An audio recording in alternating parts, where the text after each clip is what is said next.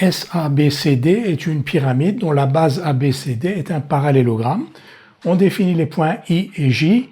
I est le centre du parallélogramme ABCD et J est le point défini par SJ égale 1/3 de SC. Donc J est sur l'arête SC de la pyramide.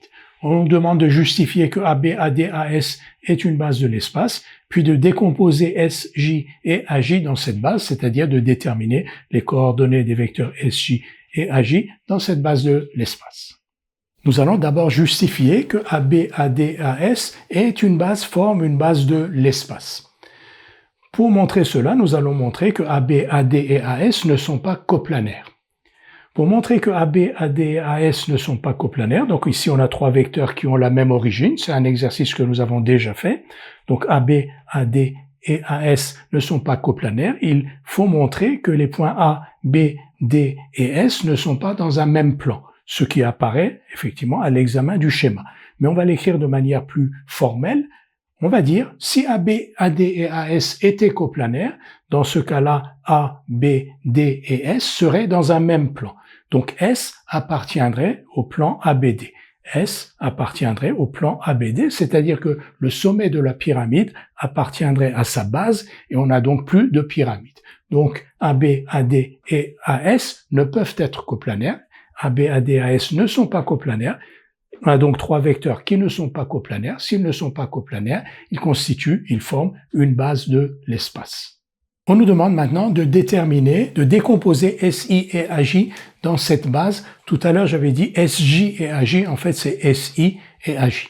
Donc, nous allons le faire d'après la relation de Schall, toujours la même chose. On va donc écrire SI sous la forme d'une décomposition, d'une combinaison linéaire de AB, AD et AS. Donc, SI, c'est SA plus AI.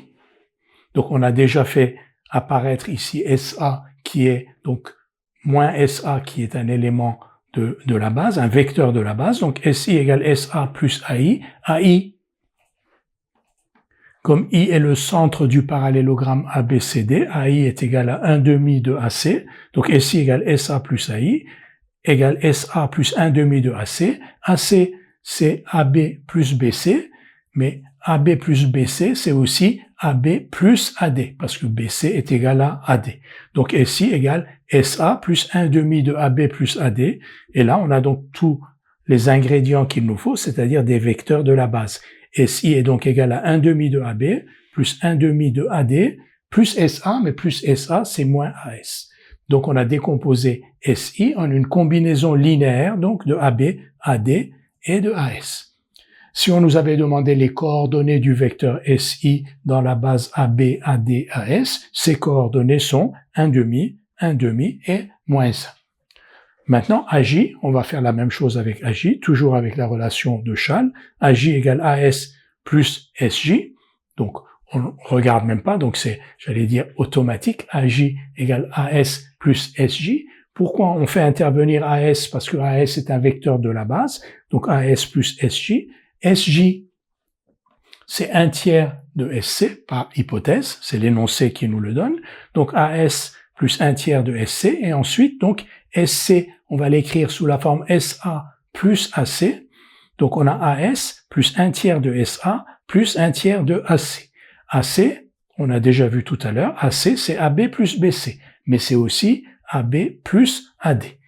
Donc, parce que BC égale AD. Donc AJ égale 1/3 de AB plus 1/3 de BC, c'est-à-dire 1/3 de AD, plus AS plus 1/3 de SA, mais 1/3 de SA c'est moins 1/3 de AS, donc AS moins 1/3 de AS donne 2/3 de AS. Donc on a décomposé AJ de cette manière-là, donc c'est une combinaison linéaire de AB, AD, AS. AJ s'écrit sous la forme 1/3 de AB plus 1/3 de AD plus 2/3 de AS. Les coordonnées du vecteur AJ dans la base AB, AD, AS sont 1/3, 1/3, 2/3.